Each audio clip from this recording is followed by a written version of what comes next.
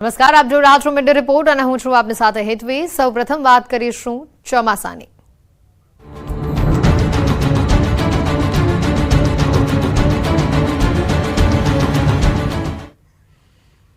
ગુજરાતના ચોમાસા અંગે સૌથી સારા સમાચાર પ્રાપ્ત થઈ રહ્યા છે। ચોમાસું ગુજરાતથી માત્ર 540 કિલોમીટર જ દૂર છે।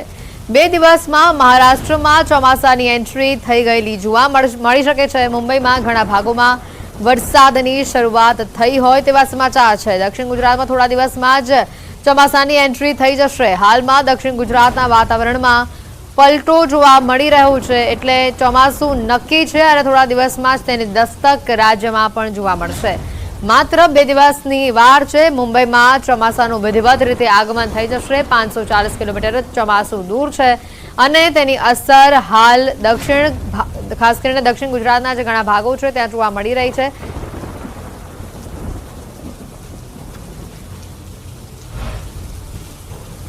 આપણે જણાવી દઈએ, ચોમાસાને લઈને વિવિધ માહિતી આપવા માટે અમારી સાથે હવામાન નિષ્ણાંત અંબાલાલ પટેલ જોડાઈ ચૂક્યા છે। અંબાલાલજી, સ્વાગત છે ન્યૂઝ 18 ગુજરાતીમાં આપનું। અંબાલાલજી, ચોમાસાની વાત કરીએ તો જે રીતે માહિતી આવી રહી છે, માત્ર 540 કિલોમીટર જ દૂર છે અને દક્ષિણ ગુજરાતના ભાગોમાં તેની અસર થવાની શરૂઆત પણ જોવા મળી રહી છે। આપના મતે કઈ તારીખ સુધીમાં ચોમાસું ગુજરાતમાં આવી જશે?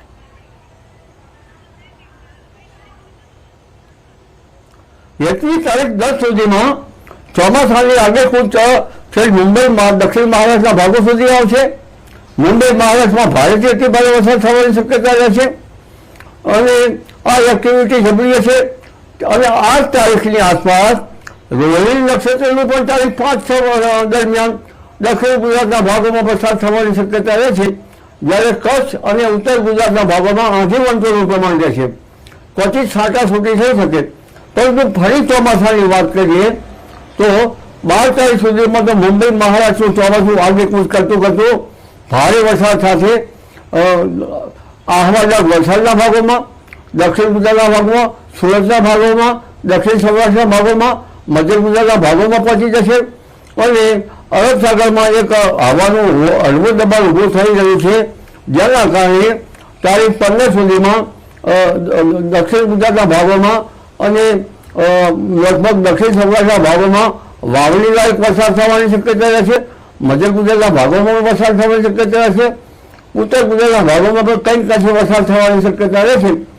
એટલે ત્યાર પછી પણ તારીખ 18 થી 20માં મુંબઈ મહારાષ્ટ્રમાં ભારે વરસાદ થવાની શક્યતા રહેશે અને આ વખતે અરબ સાગરનો દક્ષિણ પશ્ચિમ ભાગ ઘૂંટો હોવા છતાં અન્ય કારણોસર જે અરબ સાગરમાં અને જે લો પ્રેશર બન્યું છે, બંગાળ સાગરમાં લો પ્રેશર બનશે, જેના કારણે આ વરસાદ જે છે એ વાવણી લાયક વરસાદ થવાની શક્યતા છે।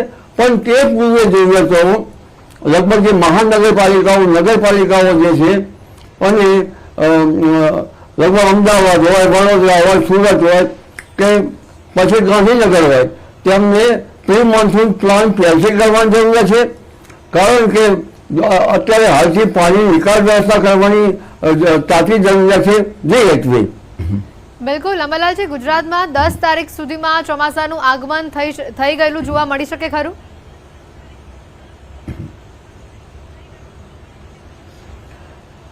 તારીખ સુધીમાં તો ગુજરાતમાં દક્ષિણ ગુજરાતમાં ચોમાસું પહોંચી જશે, દક્ષિણ સૌરાષ્ટ્રમાં પહોંચી જશે।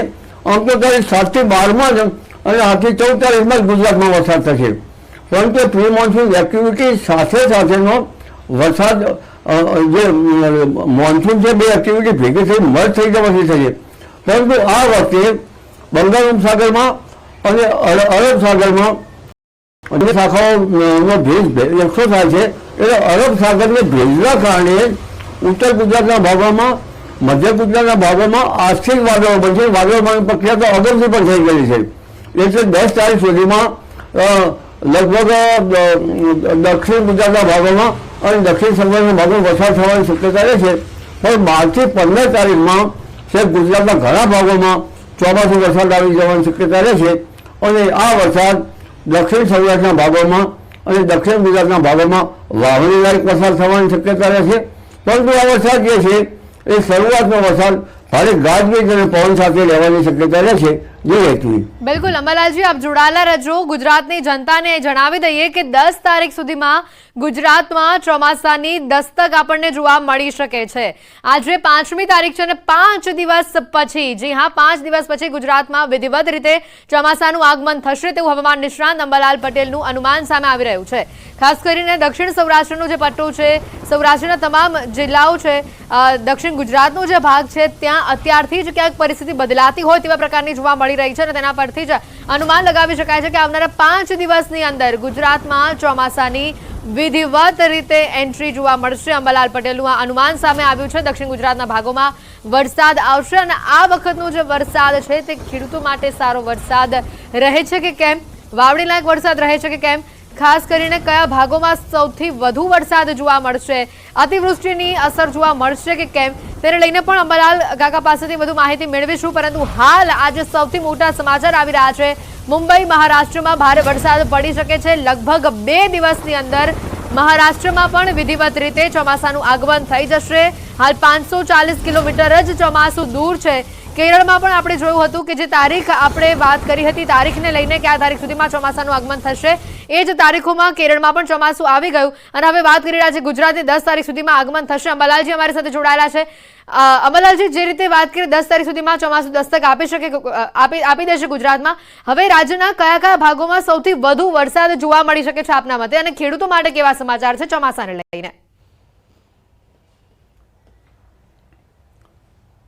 મુંબઈ મહારાષ્ટ્રમાં ભારે વરસાદની સાથેનું ચોમાસું આગળ વધીને મુંબઈની સાથે સાથે જ લગભગ દક્ષિણ ગુજરાતની દક્ષિણ સૌરાષ્ટ્રના ભાગોમાં પણ ચોમાસું પહોંચી જશે અને આ જે વર્ષે ખેડૂતો માટે આ જે ચોમાસું છે એ પ્રથમ વરસાદ જ વાવણી લાયક વરસાદ થઈ જશે।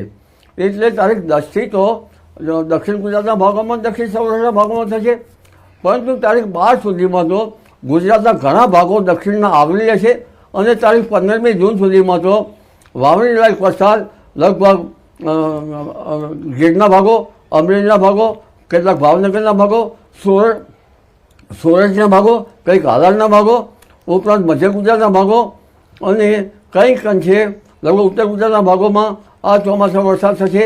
અમદાવાદ, ગાંધીનગરમાં પણ વરસાદ થવાની શક્યતા રહેશે। એટલે ખેડૂતો માટે આ જે પ્રથમ જે વરસાદ જે છે એ ઘણા ઠેકાણે વાવણી કરાવશે, પરંતુ આ વરસાદ જે છે એમાં વાવણી કરવામાં રોગ જીવાતનો ભય વધારે રહેતો હોય છે, કારણ કે મૃગશીર્ષ નક્ષત્ર જે છે એ રોગ જીવાત માટેનું નક્ષત્ર છે। એટલે વાવણી કરેલો જે પાક છે એના ઉગાવવામાં ખપેરી જેવા જંતુઓ પડતા હોય છે। ઉપરાંત ઘણી વખતમાં એફિડ, જેસિડ એવી જીવાત પણ પડતી હોય છે। જી હેતવી। બિલકુલ અંબાલાલજી, કઈ તારીખોમાં સૌથી વધારે વરસાદ આપ ગુજરાતમાં જોઈ રહ્યા છો અને કયા ભાગોમાં સૌથી વધુ વરસાદની આગાહી છે અને કેટલા ટકા વરસાદ વરસશે?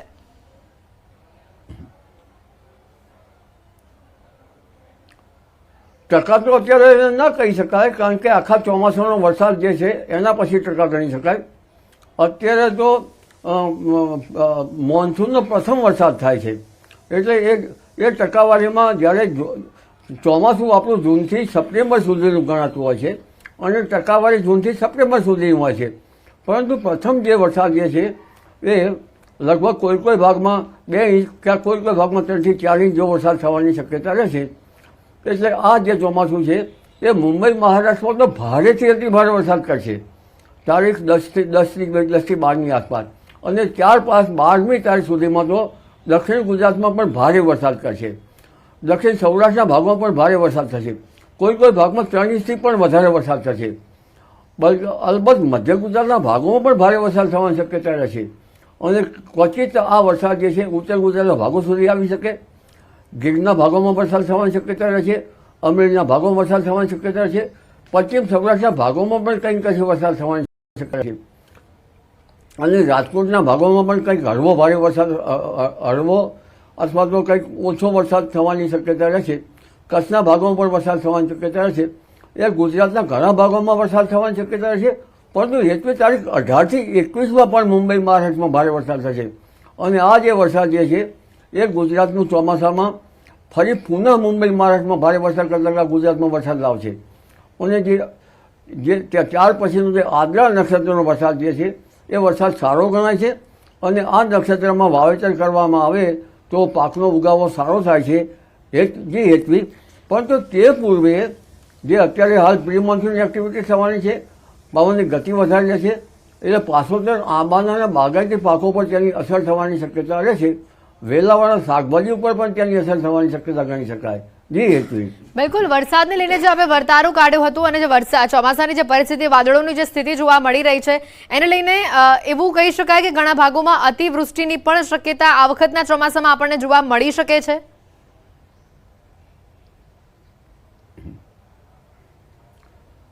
ભારેથી અતિ ભારે વરસાદની શક્યતા નકારી ન શકાય. કારણ કે આ વખતમાં જે અરબ સાગરમાંથી જે ભેજવાળા પવનો જે છેક ઉત્તર ભારત તરફ જઈ રહ્યા છે તે ગુજરાતના માર્ગેથી જઈ રહ્યા છે અને વાદળનો જમાવડો તો અત્યારથી જ હશે. ઉપરાંત જે મુંબઈ મહારાષ્ટ્રમાં ભારે વરસાદનું ચોમાસું કેટલું આગળ વધવાનું છે, એ ચોમાસાની ગતિ મુંબઈ મહારાષ્ટ્રમાં તો ભારે વરસાદ થશે, પરંતુ તેની ગતિવિધિ જબરી હોવાના કારણે દક્ષિણ ગુજરાતના ભાગોમાં અને દક્ષિણ સૌરાષ્ટ્રના ભાગોમાં કેટલાક ભાગમાં ભારેથી અતિભારે વરસાદની શક્યતા શરૂઆતથી જ જણાવે છે. એ હેતુથી બિલકુલ સાથે જ આ ચોમાસાના દિવસો દરમિયાન વાવાઝોડાની કોઈ પરિસ્થિતિ ઊભી થતી આપ જોઈ રહ્યા છો?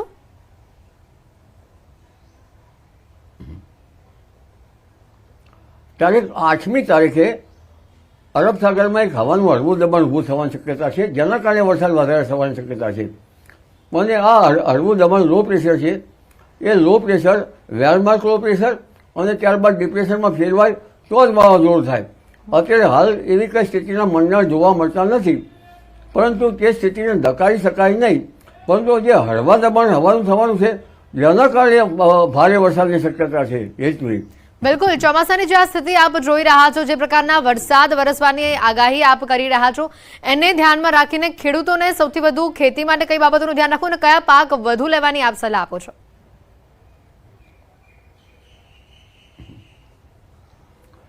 પાક તો શરૂઆતના ચોમાસામાં પછી વચમાં ચોમાસાની બ્રેક આવતી હોય છે. જો ગુજરાતમાં ગુજરાત હેરિકેટર ફિલ્ડ નામની જીવાત પડે કાતરા, તો પછી લગભગ 27 દિવસ સુધી વરસાદ થતો નથી, માત્ર ઝાપટા થાય છે.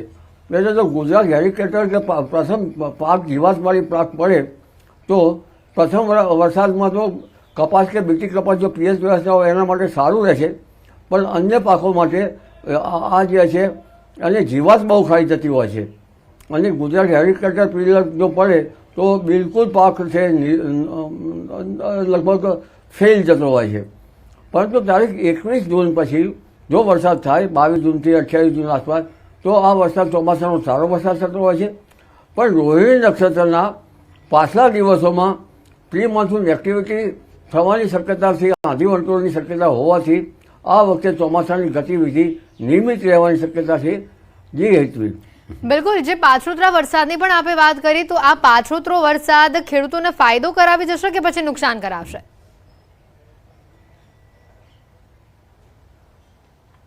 હાલ અલ નીનોની પરિસ્થિતિ છે અને આ અલ નીનોની પરિસ્થિતિ વચ્ચે પણ વરસાદ થવાની શક્યતા છે.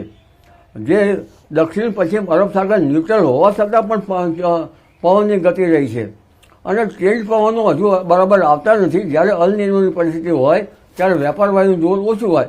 જો વેપાર વાયુનું જોર અત્યારથી હોત તો સચરાચર વરસાદ પૂર્વ આફ્રિકાથી છેક ચીન સુધીના ભાગો સુધી થાત. પણ આવી સ્થિતિનું જે નિર્માણ છે એ લગભગ લા નીનોની કન્ડિશન સપ્ટેમ્બરમાં બનવાની શક્યતા રહે છે. જ્યારે લા નીનોની શક્યતા જે છે એ ચોમાસાના મુખ્ય જે મહિનાઓ છે એ પૂરા થતાં પાછલા મહિનાઓ રહેવાની શક્યતા હોવાની શક્યતા રહેતા ટ્રેડ પવનો જે છે એ સપ્ટેમ્બર માસમાં આવી શકવાની શક્યતા હતા. પાછોતર વરસાદ જે નિંગલ કરેલા જે પાકો છે એના ઉપર વરસાદ થતાં એ પાકો પડી જવાની શક્યતા રહેતો છે અને બાજરી કે ધાન્ય પાકો ઉગી જવાની શક્યતા રહેતી હોય છે. ઉપરાંત 13મી સપ્ટેમ્બરથી 26 ઓક્ટોબર વચ્ચે ગરમી જબરદસ્ત પડશે અને આ ગરમીના કારણે ઝેરી જીવજંતુઓની દાઢ પણ વધશે. એટલે પાછળમાં ઝેરી જીવજંતુની દાઢ વધશે. ઉપરાંત પાછોતર વરસાદ જે છે ભેજવાળું હવામાન કરી રહ્યું છે, જેના કારણે રોગ જીવાત વધી શકે એ સ્વાભાવિક છે. એટલે પાછલા વરસાદ જે છે એ ધાન્ય પાકો અથવા બીજા પાકો જે છે એ બગાડે નહીં જોવાનું હોય છે. દિવેલાના પાકો લગભગ ઓછા બગડે, પણ જો વરસાદનું પાણી સારું ન હોય તો દિવેલામાં ખાખરી આવી જાય કપાસના ભાગો પણ ઓછા બગડે, પણ કપાસના ભાગોમાં જો વરસાદનું પાણી બરાબર ન હોય તો એની ફૂલભમરી ગળી પડતી હોય છે. એટલે પાણી કેવું છે એના પર આધાર રહેતો હોય છે. તારીખ 30મી ઓગસ્ટનું જે વરસાદનું પાણી છે એ બિલકુલ સારું નહીં હોય. 13મી સપ્ટેમ્બર પછીનું પાણી સારું હશે અને 27 સપ્ટેમ્બરથી 5મી ઓક્ટોબર વચ્ચેનું પણ પાણી સારું હશે. એટલે આ જે પાણી જે છે એ કેવા છે એનો પ્રકાર એના પરથી ખબર રાખવામાં આવશે. પણ પાણી જ્યારે સારું હોય છે ત્યારે પાછોતર વરસાદ જે છે ધાન્ય પાકોને બગાડશે. જી હેતવી. બિલકુલ. અંબાલાલજી, આજે પાછોતરા વરસાદની વાત કરી, આ વરસાદ શું નવરાત્રી સુધી ખેંચાશે? ખેલૈયાઓની મજા આ વખતે બગડશે તેવું લાગે છે?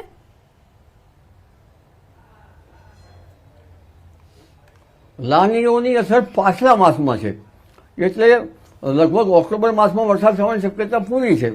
એટલે નવરાત્રિના દિવસોમાં વરસાદ જે છે એ પડી શકવાની શક્યતા લાનીઓને કારણે સપ્ટેમ્બરમાં તેજ પવનના કારણે ગણી શકાય.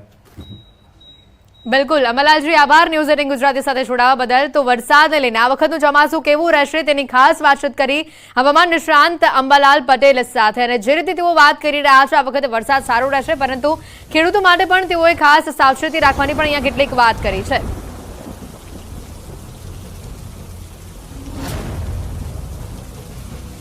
ચોમાસું ગુજરાતથી માત્ર 540 કિલોમીટર જ દૂર હોવાનું સામે આવી રહ્યું છે. આ 2 દિવસમાં મહારાષ્ટ્રમાં ચોમાસાની એન્ટ્રી થઈ શકે છે.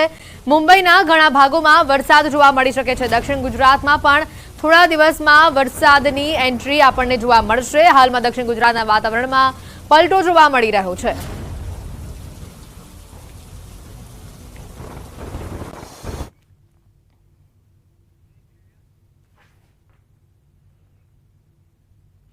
સમાચારોમાં હાલ રોકાઈશું એક બ્રેક માટે.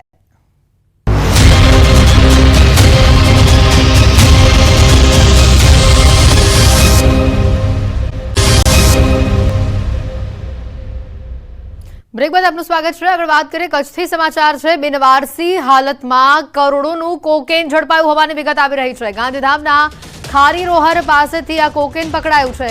130 કરોડનું 13 કિલો કોકેન ઝડપાયું છે. એટીએસની ટીમે કોકેનના 13 પેકેટને જપ્ત કર્યા છે. આંતરરાષ્ટ્રીય માર્કેટમાં કોકેનની કિંમત પ્રતિ કિલોગ્રામ 10 કરોડ રૂપિયા હોવાનો અંદાજ છે. એટીએસે સ્થાનિક એસઓજી અને બી ડિવિઝન પોલીસની મદદથી દરોડા પાડી કોકેનનો આ જથ્થો જપ્ત કર્યો છે. અગાઉ સપ્ટેમ્બર 2023માં મીઠી રોહર પાસેથી 800 કરોડનો મૂલ્યનો 80 કિલો કોકેનનો જથ્થો ઝડપાયો છે. એટીએસ દ્વારા વધુ તપાસ હાલ આ મુદ્દે કરવામાં આવી રહી છે. મોટા સમાચાર આવી રહ્યા છે. 130 કરોડનું 13 કિલો કોકેન હાલ જપ્ત કરવામાં આવ્યું છે. 13 જેટલા પેકેટ્સને જપ્ત કરવામાં આવ્યા છે. અગાઉ પણ સપ્ટેમ્બર 2023માં 800 કરોડનું કોકેન પકડાયું હતું. 80 કિલો કોકેન પકડાયું હતું. ત્યારે ફરી એકવાર કચ્છથી આ મોટા સમાચાર આવી રહ્યા છે. બિનવારસી હાલતમાં 13 કિલો કોકેનનો જથ્થો પકડાયો છે. 130 કરોડનું મૂલ્ય તેનું હાલ આંકવામાં આવી રહ્યું છે. એટીએસની ટીમે આ કામગીરી કરીને સફળતા મેળવી છે. આંતરરાષ્ટ્રીય બજારમાં તેની કિંમત કરોડોમાં હોવાનો અંદાજ છે. બિનવારસી હાલતમાં આ કરોડોનું કોકેન કચ્છથી ઝડપાયું છે. ગાંધીધામના ખાડી રોહર પાસેથી આ કોકેન પકડાયું છે. અગાઉ સપ્ટેમ્બર 2023માં મીઠી રોહર પાસેથી કોકેનનો જથ્થો ઝડપાયો હતો. ત્યારે ફરી એકવાર આટલી મોટી માત્રામાં કોકેનનો જથ્થો બિનવારસી હાલતમાં ઝડપાતા અનેક સવાલો ઉભા થઈ રહ્યા છે. એટીએસ દ્વારા હાલ આ સમગ્ર મુદ્દે કામગીરી અને તપાસ કરવામાં આવી રહી છે. કઈ રીતે અહીંયા આ હાલતમાં અહીંયા કોકેનનો જથ્થો પહોંચ્યો તેને લઈને તપાસ થઈ રહી છે. સાથે જ અગાઉ સપ્ટેમ્બર 2023માં જથ્થો ઝડપાયો હતો તેને લઈને પણ આનો કોઈ કનેક્શન છે કે કેમ તેની પણ તપાસ કરવામાં આવી રહી છે. વધુ માહિતી મેળવીશું. નવીન ઝા અમારી સાથે ફોન લાઈન પર સંવાદદાતા જોડાયા છે. નવીન, આ ઘટનામાં વધુ માહિતી શું આવી રહી છે સામે? એટીએસને ગુપ્ત માહિતી મળી હતી કે ગાંધીધામની અંદર એક જગ્યાએ ડ્રગ્સનો જથ્થો પડેલો છે. જે આધારે એસઓજી અને લોકલ પોલીસની મદદ લઈને ટીમ ત્યાં પહોંચી તો 13 કિલો કોકેન એટલે કે આશરે 130 કરોડનું કોકેન જે છે તે કબજે કરવામાં આવ્યું છે. પરંતુ આ તમામ કોકેન બિનવારસી હતું અને કચ્છમાં અગાઉ પણ જે રીતે હજારો કરોડોનું કોકેન બિનવારસી મળી આવ્યું હતું તો આ કોકેન એ લોકોની સ્ટેબિલિટી છે કે કેમ અને બીજી વસ્તુ ત્યાં કોણે મૂક્યું છે તે દિશામાં એટીએસ અને એસઓજી તપાસ કરી રહી છે અને તપાસમાં મોટા ખુલાસાઓ પણ સામે આવી શકે તેમ છે. બિલકુલ. અગાઉ પણ સપ્ટેમ્બર 2023માં 800 કરોડનું કોકેન પકડાયું હતું મીઠી રોહર પાસેથી અને અત્યારે ફરી એકવાર આ બંને ઘટનામાં કોઈ કનેક્શન હોઈ શકે છે તેવી કોઈ માહિતી? હેતુ ખાસ કરીને બોર્ડર ઇલાકો છે, એટલે બોર્ડર ઉપરથી ડ્રોન મારફતે અથવા કોઈ પણ રીતે આ મોકલાઈ હોય એ પ્રકારની હાલ શંકા વ્યક્ત કરવામાં આવી રહી છે, પરંતુ તે દિશામાં તપાસ કરવામાં આવી રહી છે અને બોર્ડર વિસ્તાર હોવાથી જે છે તે તમામ અલગ અલગ દિશાઓમાં ત્યાંના સ્થાનિક લોકોની તમામ લોકોની જે છે પૂછપરછ કરવામાં આવશે. જી બિલકુલ નવીન, સૌથી મહત્વની વાત છે વારંવાર આ વિસ્તારમાંથી, બોર્ડર વિસ્તારમાંથી કોકેનનો અન્ય ડ્રગ્સનો જથ્થો પકડાય છે. આને લઈને કડક બંદોબસ્ત, કડક તપાસ થવી જોઈએ, કારણ કે અત્યારે એટીએસની સરાહનીય કામગીરી કે ફરી એકવાર આટલો મોટો જથ્થો પકડી પાડ્યો છે, પરંતુ ફરી એકવાર આ ન થાય તેના માટે કડક અહીંયા બંદોબસ્ત ગોઠવવો પડશે તેવું લાગી રહ્યું છે. બોર્ડર વિસ્તાર છે એવી અને ખૂબ જ લાંબો વિસ્તાર છે બોર્ડરનો, જેના કારણે તમામ જગ્યાએ જે છે પોલીસ પોતાની ગુપ્ત માહિતી તો એકત્રિત કરતી હોય છે, પરંતુ ઘણીવાર આરોપીઓ જે છે તે ચકમો આપીને ડ્રગ્સને મૂકીને જતા હોય છે. જો કે આ સૌથી સવાલ એ છે કે આ રીતે ડ્રગ્સ કોણ મૂકી રહ્યું છે, લોકલ સપોર્ટ આ લોકોનો છે કે કેમ. સૌથી મોટા લોકલ સપોર્ટને લઈને જે છે તપાસ કરવામાં આવી રહી છે અને લોકલ સપોર્ટમાં કઈ મોટો ખુલાસો થાય તો એટીએસ આગળ વધી શકે તેમ છે. આભાર નવીન માહિતી બદલ.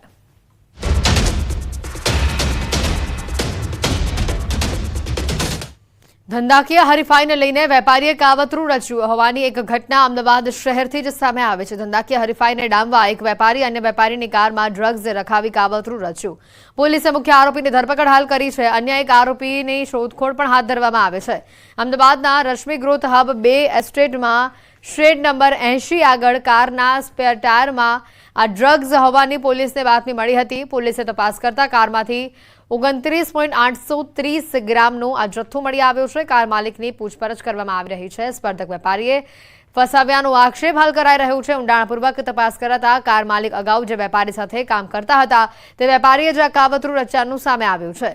ધંધાકીય હરીફાઈને લઈને ષડયંત્ર રચનાર આરોપીની પોલીસે ધરપકડ કરી છે.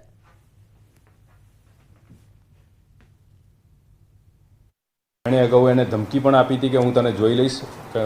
આ કામનો જે નરેશ આરોપી છે એ અને ગાડી માલિક આ બંનેનો એક જ ધંધો છે અને કોમ્પિટિશનના કારણે આ આરોપી નરેશે એની ગાડીમાં પ્લાન્ટ ડ્રગ્સ કરેલું હતું. સુરતમાં ફરી સક્રિય થઈ છે ઝુબેર ગડિયાળી ગેંગ. બિલ્ડર સાથે ઠગાઈ આચરનાર આ ગેંગનો શખ્સ સકંજામાં છે. નામચીન હુસેન ટલ્લીની પોલીસે ધરપકડ કરી છે. ઝુબેર ગડિયાળી પર 50થી વધુ ગુના નોંધાયેલા છે. ઝુબેર ગડિયાળી દુબઈમાં હોવાની પણ માહિતી સામે આવી છે.